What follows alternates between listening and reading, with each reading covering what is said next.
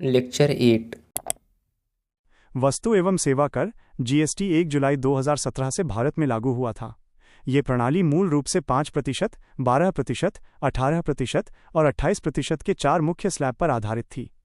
आपके द्वारा दिए गए हस्तलिखित नोट के अनुसार कर की दरों और संबंधित वस्तुओं की अनुमानित संख्या का विवरण इस प्रकार है। 5% की दर, इस स्लैब में अब 516 वस्तुएं शामिल थीं जो रोजमर्रा की जरूरी चीजें होती हैं। 12% की दर, नोट के अनुसार इस स्लैब में केवल एक आइटम शामिल था जिसकी पहचान नॉन सैंड लाइम ब्रिक्स के रूप में की गई है।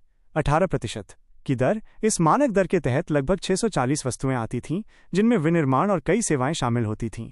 40% की दर, ये दर 13 श्रेणियों के अंतर्गत आने वाले सिन और डीमेरिट गुड्स जैसे तंबाकू और लग्जरी कारें पर लागू होती थीं। इनके अलावा कुछ वस्तुओं के लिए विशेष कम दरें भी निर्धारित की गई थीं। 3% की दर, ये विशेष दर सोना, चांदी और ज्वेलरी, जेवर पर लागू होती थी। 1.5% की दर, ये दर कट गोल्ड और पॉलिश किए गए डायमंड पर लगाई जाती थी। 0.25% की दर, ये सबसे कम दर रफ डायमंड और कुछ कीमती एवं अर्धकीमती धातुओं पर लागू होती थी। जीएसटी प्रणाली में इनपुट टैक्स क्रेडिट आईटीसी का प्रावधान भी शामिल है, जिससे व्यवसायों को उनके द्वारा खरीदे गए माल या सेवाओं पर चुकाए गए टैक्स का क्रेडिट मिलता है। उल्टा शुल्क ढांचा, inverted duty structure minus IDs. परिभाषा, ये वो स्थिति है जब किसी तैयार उत्पाद पर लगने वाला आयात शुल्क उसे बनाने के लिए इस्तेमाल होने वाले कच्चे माल पर लगने वाले आयात शुल्क से कम होता है। सामान्य नियम से अंतर, सामान्यतः कच्चा माल सस्ता और तैयार उत्पाद महंगा होता है। शुल्क के मामले में आईडीएस में यह नियम उल्टा हो जाता है। मुख्य समस्या, घरेलू उद्योगों के लिए कच्चा माल महंगा हो जाता है, बाहर से तैयार उत्पाद मंगाना सस्ता हो जाता है। परिणाम 1.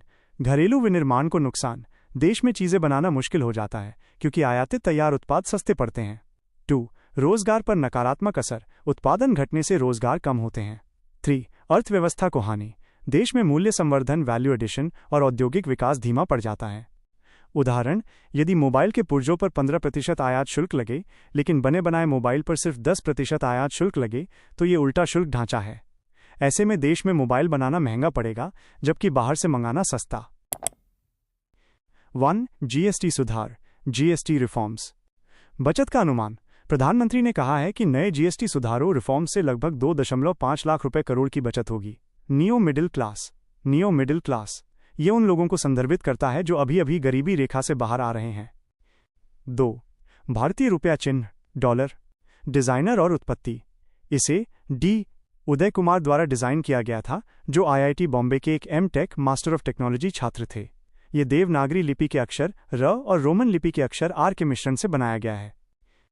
3. कमोडिटी मार्केट, नियामक रेगुलेटर, पहले इसे एफएमसी फॉरवर्ड्स मार्केट्स कमीशन द्वारा रेगुलेट किया जाता था। कमोडिटीज को मुख्य रूप से 2 श्रेणियों में विभाजित किया गया है। हार्ड कमोडिटी, इसमें धातुएं, मेटल्स और ऊर्जा उत्पाद एनर्जी शामिल हैं। सॉफ्ट कमोडिटी, इसमें कृषि उत्पाद एग्रीकल्चर शामिल हैं। एफपीआईएस का वर्तमान निवेश, foreign portfolio investors current investment. वर्तमान में एफपीआईएस भारत में कमोडिटी मार्केट में क्रूड ऑयल और नेचुरल गैस में निवेश कर सकते हैं। हालांकि वे लौह धातु, फेरस मेटल, बेस मेटल और कीमती धातुओं, प्रेशियस मेटल में निवेश नहीं कर सकते हैं।